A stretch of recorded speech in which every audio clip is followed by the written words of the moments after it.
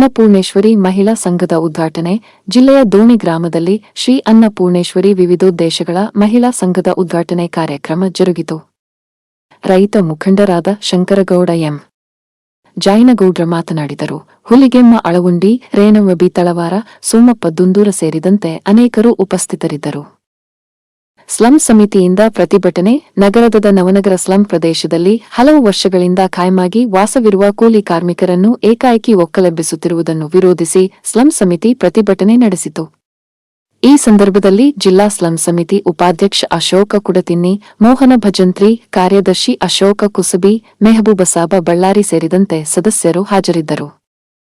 ಜಿಲ್ಲಾಡಳಿತದಲ್ಲಿ ಅದ್ದೂರಿಯಾಗಿ ಜರುಗಿದ ಒನಕೆ ಓಬವ್ವ ಜಯಂತಿ. ನಗರದ ಜಿಲ್ಲಾಡಳಿತ ಭವನದಲ್ಲಿ ವೀರವನಿತೆ ಒನಕೆ ಓಬವ್ವ ಜಯಂತಿ ಕಾರ್ಯಕ್ರಮ ಅದ್ದೂರಿಯಾಗಿ ನೆರವೇರಿತು.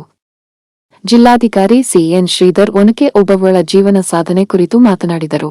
ನಗರಾಭಿವೃದ್ಧಿ ಪ್ರಾಧಿಕಾರದ ಅಧ್ಯಕ್ಷ ಅಕ್ಬರಸಾಬ ಪಬರ್ಜಿ, ಪ್ರಾಚಾರ್ಯ ಡಾ ಅರ್ಜುನ ಗೊಳಸಂಗಿ, ಅಪರ ಜಿಲ್ಲಾಧಿಕಾರಿ ಡಾ ದುರ್ಗೇಶ್ ಸಿಆರ್ ಮುಂಡರಗಿ, ಡಿವೈಎಸ್ಪಿ ಶಿವಕುಮಾರ್ ಸೇರಿದಂತೆ ಅಧಿಕಾರಿಗಳು ಪಾಲ್ಗೊಂಡಿದ್ದರು.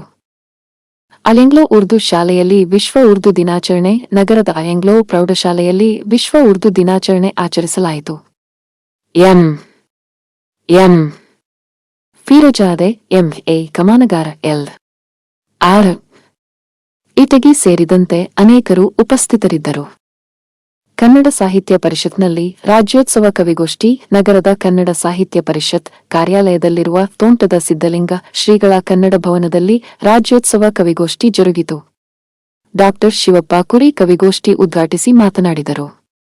ವಿವೇಕಾನಂದಗೌಡ ಪಾಟೀಲ್, ಮಂಜುಳಾ ವೆಂಕಟೇಶಯ್ಯ, ಡಾ ರಾಜೇಂದ್ರ ಗಡಾದ, ಶಿಲ್ಪಾ ಮ್ಯಾಗೇರಿ ಸೇರಿದಂತೆ ಅನೇಕರು ಉಪಸ್ಥಿತರಿದ್ದರು.